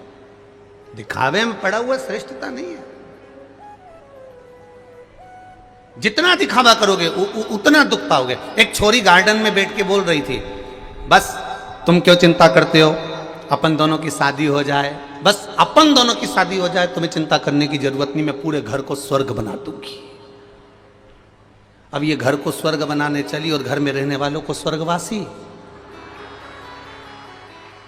तुम क्यों चिंता करते हो, बस एक बार अपनी शादी हो जाए, मैं घर को स्वर्ग। कोई कोई मंगेतर ऐसी बात करती है और कोई कोई मंगेतर, एक मंगेतर का पत्र आया देख,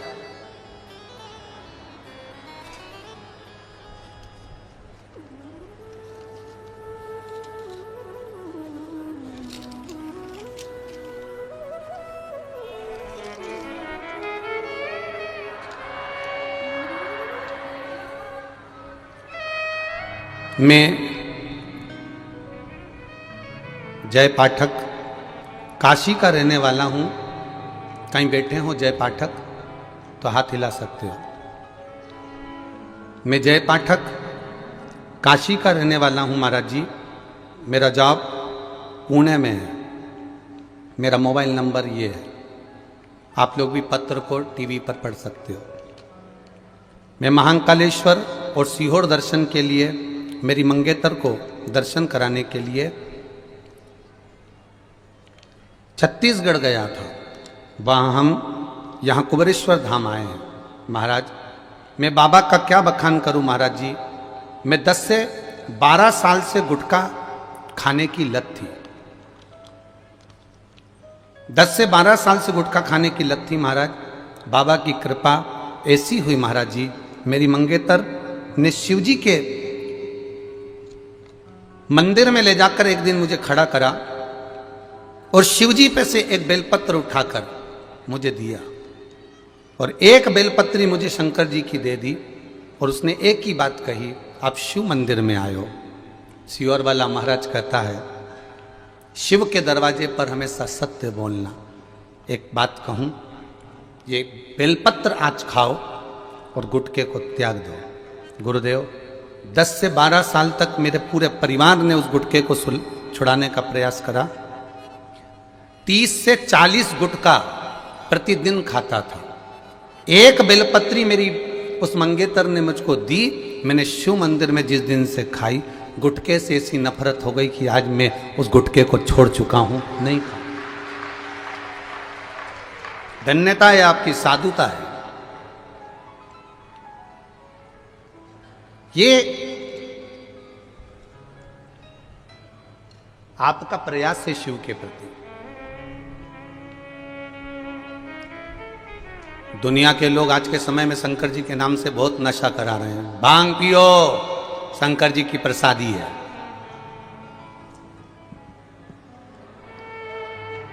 लगाओ दम और मिटाओ गम, शिव जी की प्रसादी है। कौन सी पुराण में किस जगह पर लिखा है कि शंकर भगवान ने भांग पी थी? कौन सी पुराण में किस जगह पर लिखा है कि शंकर भगवान ने गांजा पिया था?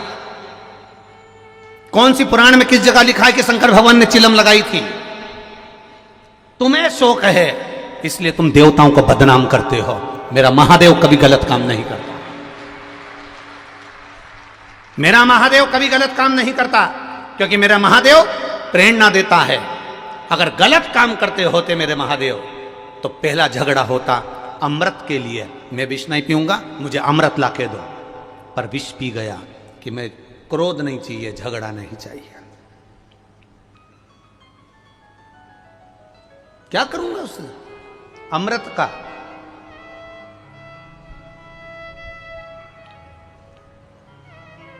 क्या करूंगा उसका?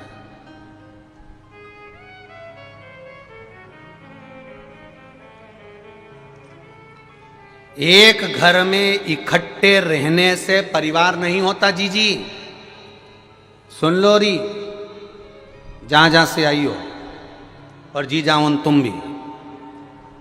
एक घर में इकट्ठे रहने से परिवार नहीं होता।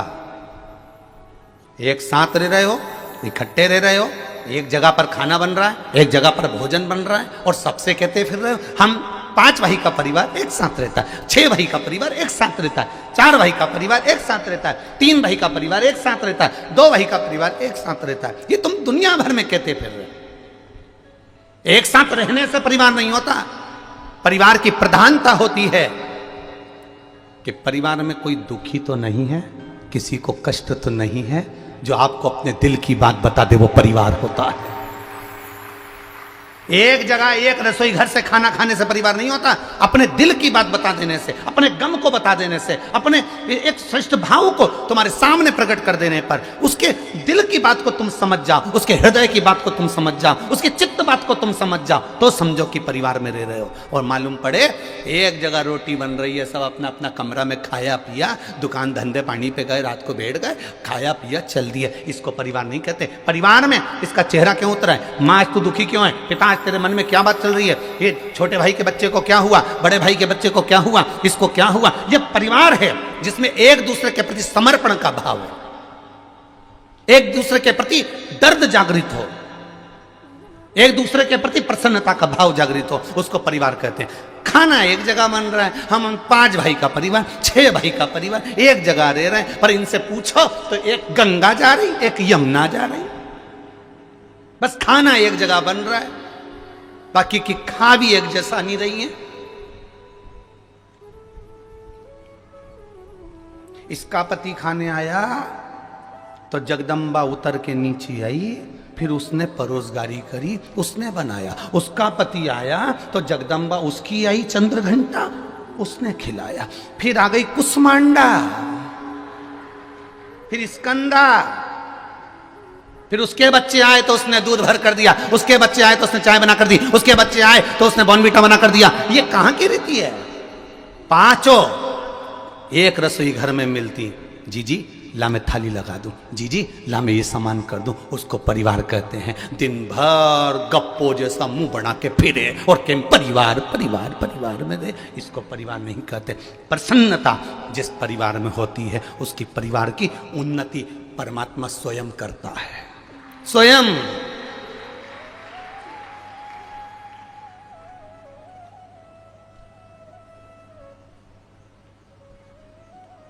कितनी तमन्ना है हमारे भीतर, कितनी आकांक्षा है, कितनी इच्छा भरी हुई है, कितनी इच्छा।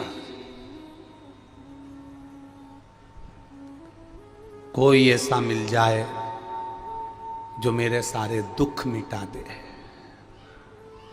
इस चक्कर में तुम कभी कुबेरेश्वर धाम मत आना कि कोई ऐसा मिल जाए जो तुम्हारे दुख मिटा दे। इस चक्कर में कभी तुम कुबेरेश्वर धाम मत आना, फिर कोई दूसरा महाराज के पास चले जाना जो तुम्हारा दुख मिटा दे।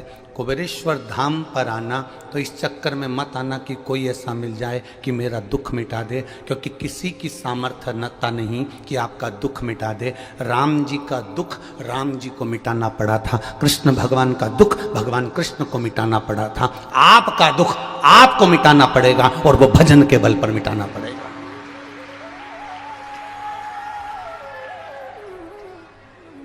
इस चक्कर में मत आना कि आपका दुख सीहोर वाला महाराज काट देगा। ना ना ना ना, पहले भी कहा, आज फिर कर रहे हैं, तुम्हारे दुख को तुम्हें काटना है। कुछ चीजें ऐसी होती हैं जो व्यक्ति को खुद करना पड़ती है। पहली छींक, तुम्हें छींक आ रही है और तुम पड़ोसन से कहते छींक ले, तुम्हारी छींक पड़ोसन छींक लेगी क्या? जम के बोलो जरा। नहीं, तुम्हें खांसी चल रही है, अब जैसे हमको चली अभी थोड़ी देर में, हम तुमसे कहते हैं ए हरी साड़ी वाली जीजी खांस ले, अब हमारी खांसी तुम खांस लोगी क्या? बोलते जाओ जरा। नहीं, सिर तुम्हारा दुख रहा है और दवाई तुम अपने पति को खिला दो और सोचो कि तुम्हारा सिर अच्छा हो जाए, हो जाएगा क्या? नहीं, दवाई भी तुम्हारी तुमको खाना पड़ेगी, छींकना भी तुम्हारा तुमको पड़ेगा, खांसना भी तुम्हारा तुमको पड़ेगा, भोजन भी तुम्हारा तुमको करना पड़ेगा। उसी तरह दुख भी तुम्हारा तुमको काटना पड़ेगा, कोई दूसरा नहीं काट सकता। पर हम भ्रांतियों में जी रहे हैं। कोई ऐसा बाबा मिल जाए, कोई ऐसा महाराज मिल जाए जो हमारा दुख काट दे, तो महाराज का तो खुद नहीं कट रहा, वो तुम्हारा खाक काटेगा। अपना दुख अपने को काटना, कैसे कटेगा? तो तुलसी बाबा ने लिख दिया, कलयुग केवल नामधारा। श्री शिवाय नमस्तुभ्यम। हमने बुरा कर्म करा है तो उसको काटना हमको पड़ेगा। पूर्व में हम करके आए हैं तो हमको भोगना पड़ेगा। उस भोगते समय पर दुख आया है तो थोड़ा भगवत भजन में लग जाओ। राम जी ने एक काम सबसे प्रबल करा। जब उनको वनवास मिला, राम जी को 14 वर्ष का वनवास मिला, मेरे राम जी महाराज कहीं नहीं गए। आज के व्यक्ति की अगर 2 बार दुकान बंद हो जाए तो वो कहीं ना कहीं जाके पूछ लेता है कि ये बताओ, हमारी इतने दिन से हम दुकान चला रहे, हमारी दुकान क्यों नहीं चल रही? उतने में किसी ने कह दिया कि तेरे ही घर के लोगों ने करा है। अब बस यही दिमाग दौड़ता रहा कि मेरे को बुरा किसने करा होगा। समझ में आ गया, 3 दिन पहले मायके गई थी मेरी जेठानी, वो कुछ करवा के आई है। इतना अच्छा परिवार था, शंका में पढ़ पढ़ के सब नष्ट हो गया। राम जी को 14 वर्ष का वनवास मिला, राम जी किसी के पास नहीं गए। भगवान कृष्ण को ब्रज छोड़कर मथुरा जाना पड़ा, मथुरा छोड़कर भगवान कृष्ण को द्वारका जाना पड़ा। भगवान कृष्ण किसी के पास नहीं गए। भगवान कृष्ण और राम जानते थे कि हमारे कर्मों को हमें स्वयं काटना है। राम जी अयोध्या से चले तो जहाँ जहाँ रुकते थे शिवलिंग का निर्माण करते थे, पार्थिव शिवलिंग बनाते थे, पूजन करते थे, चलते जाते थे, फिर पूजन करते थे, चलते जाते थे। राम पथगमन भारत सरकार ने बनाया है। कभी मौका मिले तो उस राम पथगमन पर गाड़ी लेकर निकलना। आजकल तो ट्रेन भी चलने लगी राम पथगमन पर, गाड़ियां भी। राम पथगमन अयोध्या से लेकर लंका तक के बीच में राम पथगमन भारत सरकार ने बनाया। उस राम पथगमन पर कभी चल कर देखना, जितने मंदिर राम जी के नहीं मिलेंगे, जितने मंदिर हनुमान जी के नहीं मिलेंगे, पूरे राम पथगमन में अयोध्या से लेकर लंका तक के बीच में सबसे ज्यादा मंदिर मेरे देवाधिदेव महादेव के मिलेंगे। उस राम पथगमन में सबसे ज्यादा मंदिर मेरे महादेव के मिलेंगे। महादेव के मंदिर क्यों? राम जी जहां बैठते थे शिवलिंग बनाते थे, पूजन करते थे। राम जी जहां बैठते थे शंकर की आराधना करते थे। जो राम जी ने अपने हाथों से शिव की आराधना करी वो वहां स्थापना कर दिया। आगे बढ़े स्थापना कर दिया, और आगे बढ़े स्थापना कर दिया। राम जी स्थापना करते गए। एक जगह पहुंचते पहुंचते सबरी अम्बा के दरवाजे पर पहुंच गए। मातंग ऋषि की शिष्या के पास पहुंचे और मातंग बाबा की शिष्या उस सबरी अम्बा ने कहा, राम तुम यहां तक पहुंचे हो? हां। कहां जा रहे हो? मेरी धर्म पत्नी को कोई ले गया, उसको ढूंढने जा रहा हूं। अच्छा ठीक है, तुम्हारी धर्म पत्नी तुम्हें मिल जाएगी? जरूर। तब शबरी मां ने पूछा, इतने विश्वास से कह रहे हो कि मिल जाएगी, तो ये बताओ इतना विश्वास तुम्हें मिला कहां से? इतना विश्वास मिला कहां से? ये विश्वास कहां से आया कि कंकर में शंकर नजर आ रहा है? ये विश्वास कहां से आया कि ये विश्वास कहां से आया कि एक रुद्राक्ष के लिए एक दिन में 20 लाख से ज्यादा लोग यहां पहुंच जाए? ये विश्वास कहां से आया? ये दृढ़ता कहां से आई? ये भरोसा कहां से आया? ये विश्वास किसने पैदा कर दिया? ये भरोसा किसने जान दिया? तब मातंग बाबा की शिष्या पूछी, मां शबरी अम्बा, राम तुम विश्वास से कह रहे हो कि मुझे सीता मिल जाएगी, तो तुम इतने विश्वास से कह रहे हो तो विश्वास कहां से आया? राम जी कहते हैं, मैं अयोध्या से चला था, रोज प्रतिदिन सुबह उठकर एक शिवलिंग का निर्माण कर कर पूजन करता था। शिवलिंग नहीं बना पाता तो जो मंदिर मिलता उसका स्मरण करता था, शिव का दर्शन करता, एक लोटा जल समर्पित करता, श्रृंगार करता महादेव का, चलते जाता। बस वही शिव ने मुझे विश्वास दिया है और शंकर की आराधना मैंने करी है, तो ये मैं दिल से कह सकता हूं कि सीता भी मुझे जरूर मिलेगी।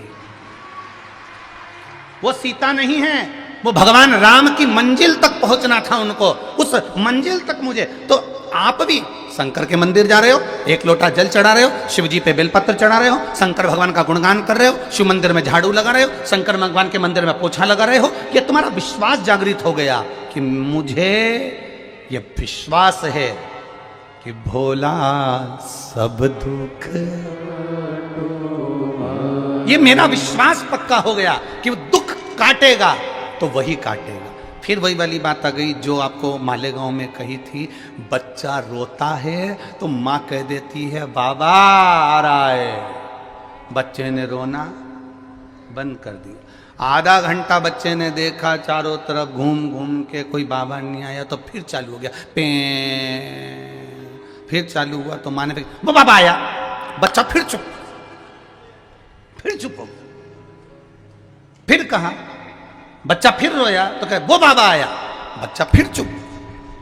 अब जरा विचार करिए, चित्तवृत्ति में उतारिए, एक छोटे से बच्चे से कहा कि बाबा आ रहा है और बच्चा रोना बंद कर देता है, उसी तरह आप भी कहो बोल बम का नारा है और बाबा एक सहारा है। ये अपने भीतर उतारना, जब दुख आए, जब कष्ट आए, जब बीमारी आए, जब रोग आए, जब तकलीफ आए, जब कष्ट तुम्हारे सामने आ जाए, तब शिव मंदिर में जल चढ़ाते सोचना कि तू जरूर आएगा, मेरा बाबा आ रहा है, जरूर आएगा, ये निश्चित है, मेरे दुख को मिटा कर जाए। एक उसके भरोसे पर, एक उसके सहारे पर हम खड़े हैं, उसके इंतजार में।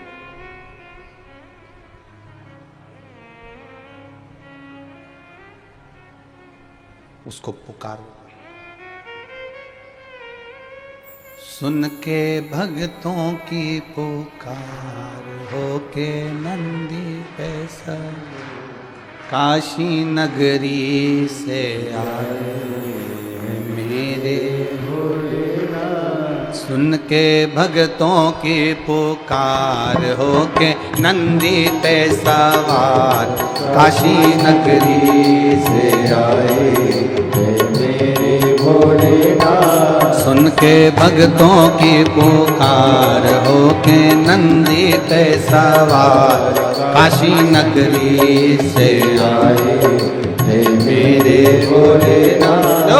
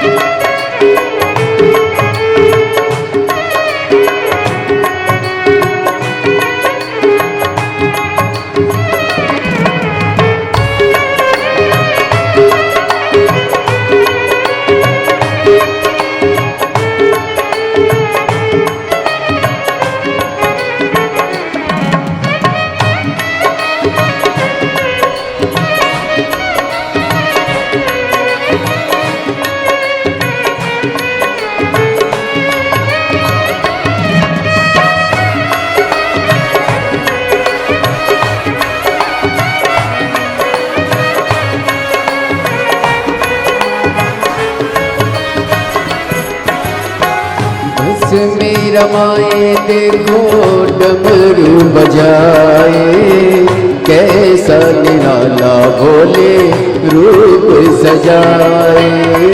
बस में रमाए देखो डमरू बजाए कैसा निराला भोले रूप सजाए। बस में रमाए देखो डमरू बजाए कैसा निराला भोले रूप सजाए। बस में रमाए देखो डमरू बजाए कैसा निराला भोले रूप सजाए। गले सर्पों का हार होके नंदी पे सवार काशी नगरी से आए हैं मेरे भोलेनाथ। सुन के भक्तों की पुकार होके नंदी पे सवार काशी नगरी से आए है मेरे भोलेनाथ।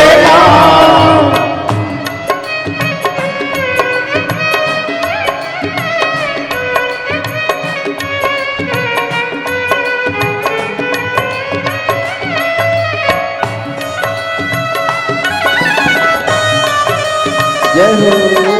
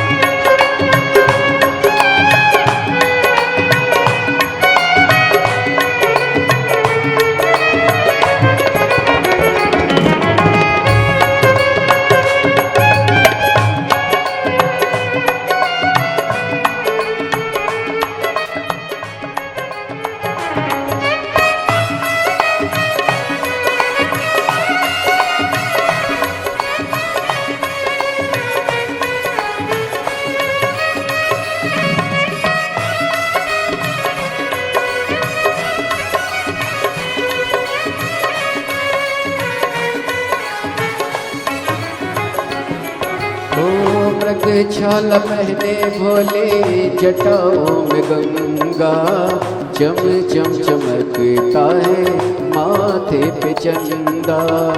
छाला पहने भोले जटाओं में गंगा चम चम चमकता है माथे पे चंदा। छाला पहने भोले जटाओं में गंगा चम चम चमकता है माथे पे चंदा। छाला पहने भोले जटाओं में गंगा चम चम चमकता है माथे पे चंदा। गौरा मैया करे सिंगार होते नंदी पे सवार काशी नगरी से आए हैं मेरे भोलेनाथ। सुन के भक्तों की पुकार होके नंदी पे सवार काशी नगरी से आए हैं मेरे भोलेनाथ।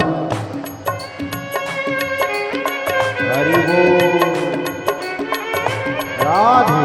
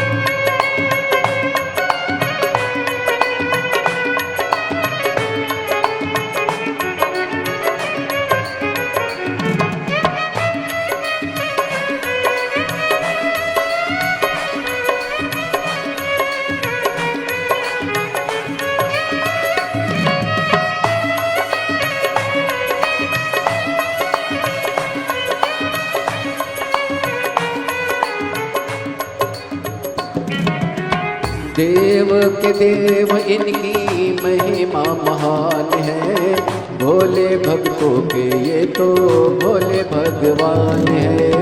देव के देव इनकी महिमा महान है, भोले भक्तों के ये तो भोले भगवान है। भोले के देव इनकी महिमा महान है, भोले भक्तों के ये तो भोले भगवान है।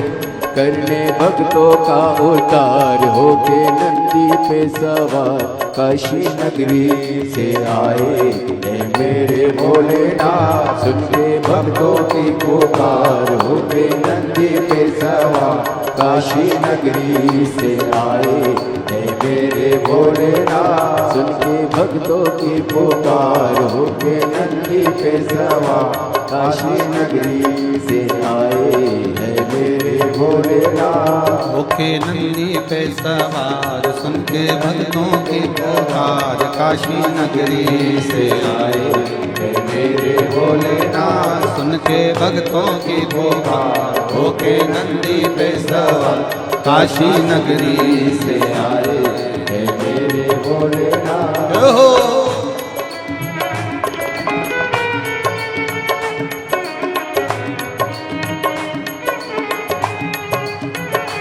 शंभो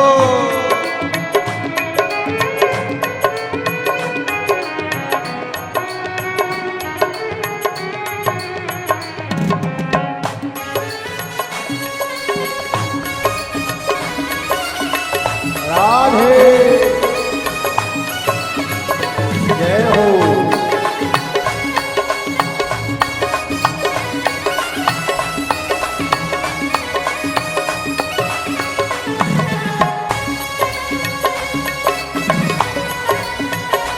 राधे भोले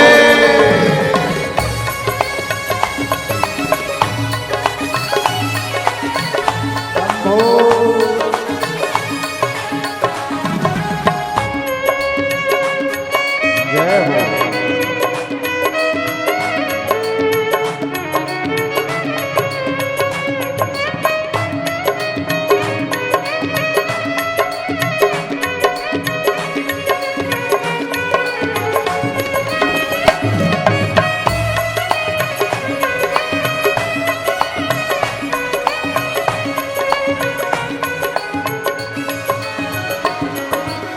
मृगछाला पहने भोले जटाओं में गंगा, चम चम चमकता है माथे पे चंदा। ओ मृगशाला पहने भोले जटाओं में गंगा, चम चम चमकता है माथे पे चंदा। मृगछाला पहने भोले जटाओं में गंगा, चम चम चमकता है माथे पे चंदा।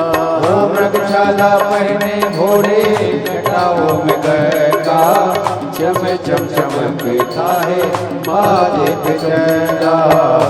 गौरा मैया करे सिंगार होके नंदी पे सवार काशी नगरी से आए है मेरे भोलेनाथ। होके भक्तों के सवार होके भक्तों के सवार काशी नगरी से आए है मेरे भोलेनाथ। सुन के भक्तों की पुकार होके नंदी पे सवार काशी नगरी से आए है मेरे भोलेनाथ। सुन के भक्तों की पुकार होके नंदी पे सवार काशी नगरी से आए हे मेरे भोलेनाथ। सुन के भक्तों की पुकार होके नंदी पे सवार काशी नगरी से आए है मेरे भोलेनाथ। काशी नगरी से आए हे मेरे भोलेनाथ। काशी नगरी से आए है मेरे भोलेनाथ। हर हर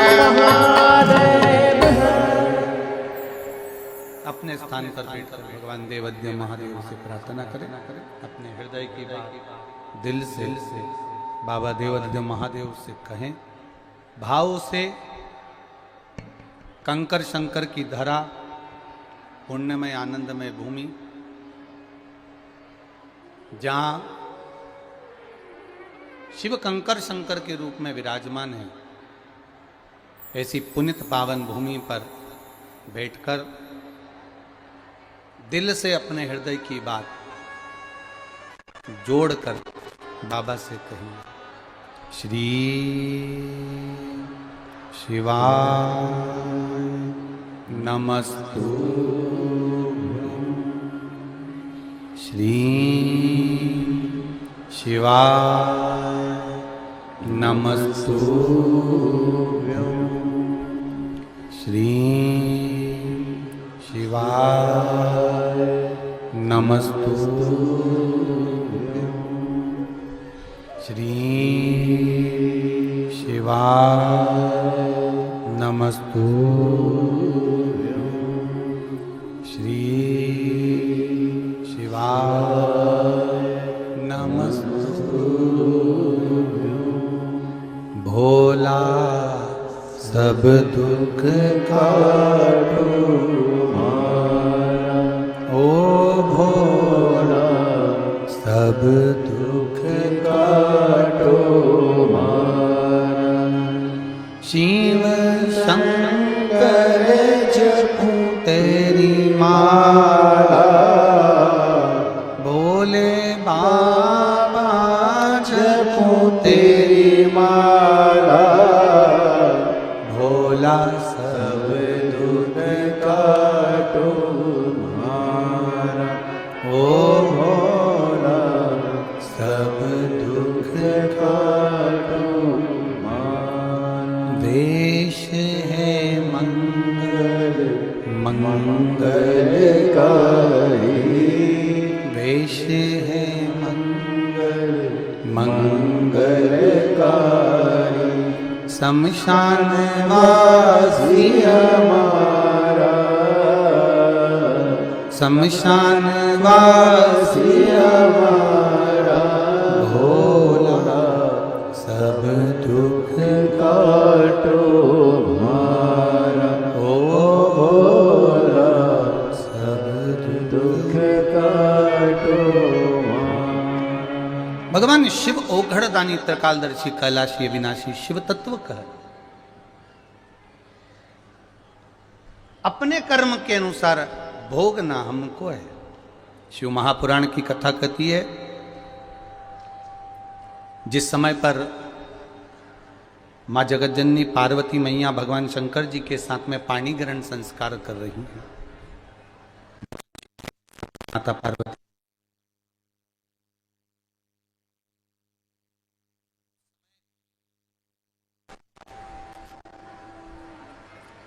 माता पार्वती जी भगवान शिव के साथ में जब पाणी ग्रहण संस्कार कर रही हैं, मंगल विवाह हो रहा है, उस समय पर माता पार्वती जी ने शिव जी से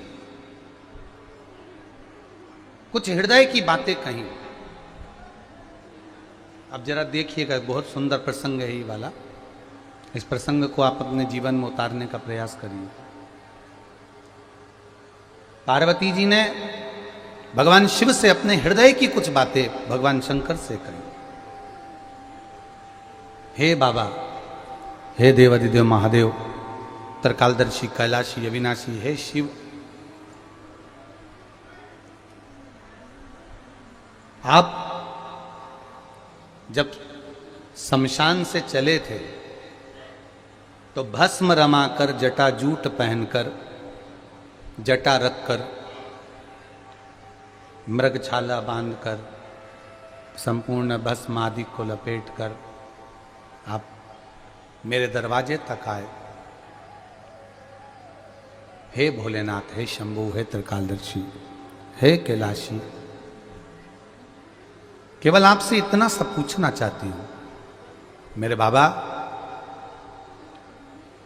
जब मेरे दरवाजे पर आप आ गए, गले में सर्प लटक रहे हैं, मुंडों की माला पहने हुए हो, मृगछाला पहने हुए हो, बाबा मेरी माँ मैनावती आपका स्वरूप देखकर चक्कर खाके जमीन पर गिर गई।